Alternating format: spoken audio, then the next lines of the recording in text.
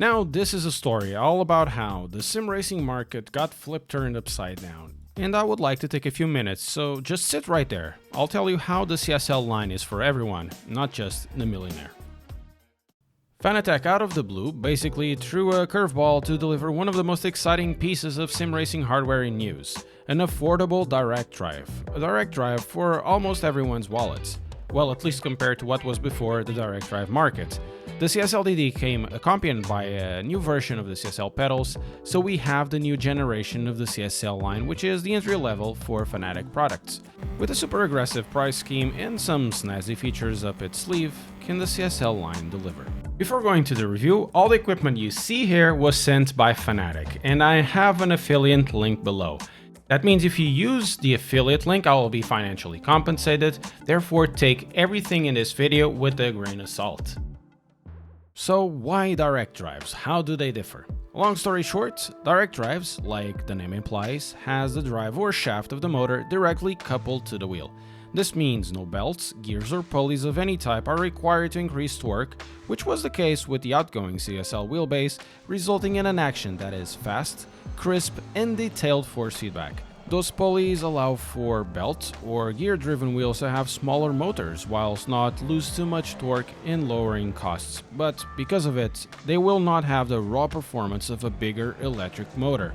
What the CSL brings to the table is that the price point is phenomenally low compared to other traditional options that tend to be outside of everyone's reach. This comes with some compromises, but most of them aren't really that important to the typical sim racer buying at this specific price range. In this review, I'll be centering myself mostly on the CSL DD and briefly touching on the pedals. The pedals will have a video in another time. While you're there, don't forget to subscribe to the channel.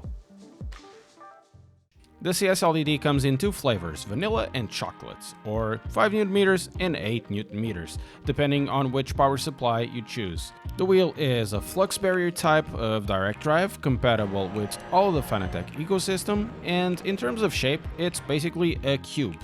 The motor is housed in an aluminum housing and then is sandwiched with plastic front and back covers. It has the same quick release as other bases, and apparently it will be compatible with the new quick release once it comes out. To mount, there are T-slot compatible rails on the side and in the bottom. Notably, in this design, there are no cooling fans. As for price points, the 5 Nm will have a price of €350 or dollars, and the 8 Nm boost kit bundle €480 or dollars. You can buy the 5 Nm and later upgrade, but that will have a cost of €150. There'll be many that will complain about the price model, but there's more than meets the eye with this choice. Assembling the CSL in the rig is one of the most interesting experiences in sim racing due to the thinking outside of the box factor, all related to the design choice they made. It's great, right? That's the advantage of using a T-slot as a mounting system. More options, more flexibility, faster installation. It can also be installed in a desk with a €30 optional accessory. It grabs well to the desk, but lower your force feedback and you should be fine. You know, desks are really not the best place for a wheel of this type.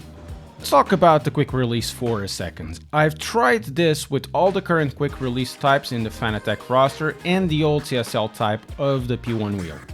The P1 wheel does whatever it has always done, it wobbles. The new type of CSL wheel release secures very strongly to the wheelbase, there's no wobble there, though the podium type one, it has some wobbliness, almost a clicking one when the side is pushed forward and backwards.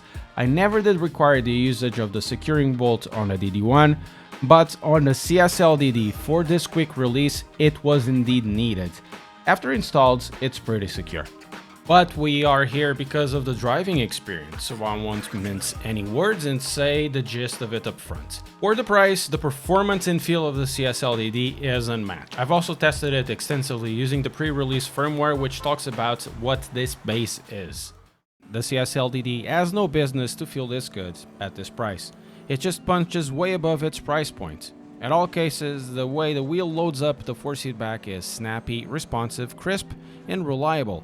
It has the capacity to deliver high-fidelity force feedback with the loading and uncompressing of suspension in the sims that I've tried. In this case, both of Assetto Corsas, so Competizione and the old one, and Race Room. Drifting is where most of the abilities of the base are tested, and in that, it excelled with flying colors. Amazing centering and counter steering speed, excellent peak responsiveness even at 5 Nm, though there needs to be a differentiation between the 5 Nm and 8 Nm power supplies. The differences that happen between the power supplies and, for example, the DD1 are all at peak torque, where the wheel starts to feel out of puff. This is mostly notable with the standard power supply, where it shows it needs more torque to perform. Being brutally honest, and this might miff some, though plenty will find this fascinating, there isn't much difference between the CSL DD with the boost pack and the Podium DD at a similar power setting and when configured with the same settings. I'd assume if you had to blind test one or the other, you might find difficult to find which one is which. This is very likely due to the firmware and software side of things too. The difference found are more at peak torque levels where power headroom could be an issue if the CSL is used at the limit. In that case, the DD1 will still have plenty to show, but I would still say for most people 8 Nm will be more than enough. My biggest worry is that since it doesn't have any fans installed in this unit, the whole unit is a heatsink. I didn't find any issues with heating, the case was just skin warm, but I'm not sure if any more problems will arrive from heat if you use this constantly at high power settings. I couldn't be happier with the performance of the CSL DD. It did everything I wanted at the performance level I was used to from the Fanatec DD1. Every single use case was basically able to go toe-to-toe with the DD1, delivering the same performance I was used to with that wheelbase. Since I use the wheelbase at a lower torque level, and we're talking about it being configured to 6 Nm, it was surprising to see almost no difference in that use case between both wheelbases. For those looking for more peak torque, the CSL DD will have shortcomings, and in that case, looking for bigger motors, whatever brand it may be, should be the option. It is worth noticing that the form factor brings a huge advantage. The wheel is somewhat light but very short. So if you are on a rig, you can bring the monitor really close to you while at the same time keeping it behind the base. As there isn't any active cooling, the monitor can be mounted as low as it needs to be. Small form factors also have advantages of this type. Time to touch on the pedals now and speak of the CSL as a whole package. This refresh of the CSL pedals came with a few surprises. The design is totally changed. This time, instead of using a whole aluminum construction, they are using a steel construction. The result is an all-new design and starting price lower than the outgoing CSL. Starting at €80 or dollars, this is an amazing deal for a set of pedals. It's about 20 cheaper than the outgoing model, and with that, it doesn't give you any less features. There's an optional clutch pedal for €40, which is installed in my unit, and the metal construction is definitely different. The ease of construction is front and center in the set. It will only take you some 5 to 10 minutes to assemble, and I had an issue with one of the screw holes that was threaded though. The greatest improvement of this set is the addition of the Hall sensors that will resolve the potentiometer failure of the previous versions. With the addition of the optional pedal faces, which is not yet released, I think it looks rather nice. It's minimalist and subdued. It's tasty, it just needs some rainbow RGB LEDs and then it will look the part. Using the pedal set is a pretty straightforward experience for pedals of this type. It has a decent resistance on all pedals, it is quite accurate with 12-bit resolution, and the brake, for a non-load cell, it gives a lot of confidence. The provided rubber has a good progressive resistance to your braking, so you can feel confident. And the CSL pedals do just that. Though some might want a stronger rubber, but since these pedals are also supposed to run in the floor, there are some rubber pads at the bottom, a middle of the road choice needed to be made. The CSL DD, when paired with the pedals, is centered squarely at the TGT and TGT2. At the price of €750 or pounds, with a WRC steering wheel or a McLaren GT3 wheel, it fits that purpose, though without the PlayStation support. Because of this price, it really makes you think.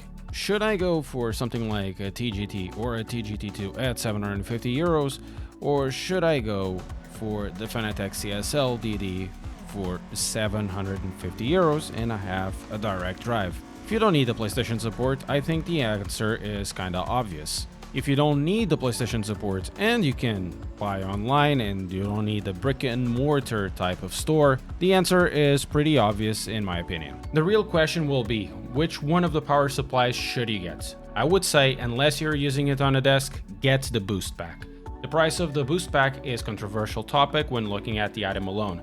At isolation, the boost pack is expensive, but as a package, it has a better performance than the CSL while being cheaper. So I would say, while the boost pack looks expensive alone, as a pack, it is really not the case. What happens is, the CSL DD alone has a really aggressive price point, so the lost revenue has to come from somewhere, in this case, from the upsell. I cannot recommend the CSL DD enough. It is a disruptive piece of equipment that performs superbly with a price that is fantastic. If you are looking for an upgrade to the mid-tier or even looking to buy your first wheel, consider this one. The bundles round up the package quite nicely.